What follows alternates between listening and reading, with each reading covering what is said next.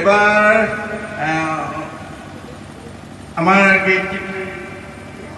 পালা ভাওনা বেবেজীয়াত তই কণ্টেক্ট কৰ।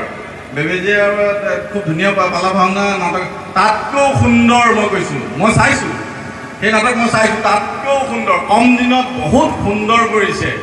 গতিকে মই এইটোৱে ক'ব বিচাৰিছোঁ যে তেতিয়া দেউতাৰ লগত আলোচনা কৰাৰ পিছত দেউতাই বোলে আমাৰ এই চন্দ্ৰদা, আমাৰ গাঁৱৰ আমাৰ দাদা, তেখেতক তাৰমানে তেখেতৰ লগত কণ্টেক্ট কৰিবলৈ ক'লে। মই তেখেতক ফোন কৰিলোঁ, ফোন কৰাৰ লগে লগে তেখেতে ক'লে বোলে মই নাটকখন আনিছোঁ, ৰাজা হৰিশ্চন্দ্ৰ পালা ভাওনা নাটকখন আনিছোঁ, গতিকে এনেকৈ কৰিব বিচাৰিছোঁ। মই ঠিক আছে, খুব ধুনীয়া কথা, আমাৰ ঘৰতে আৰম্ভণি কৰোঁ।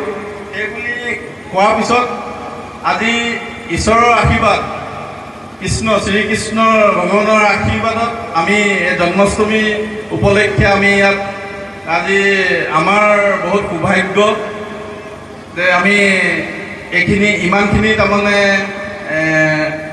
ৰাইজক এই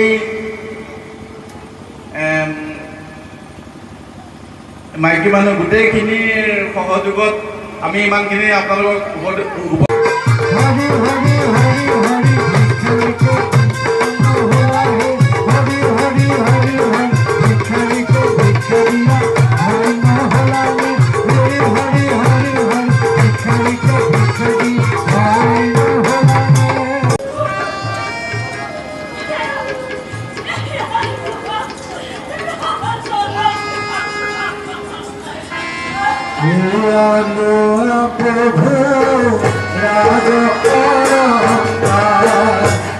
ৰাজ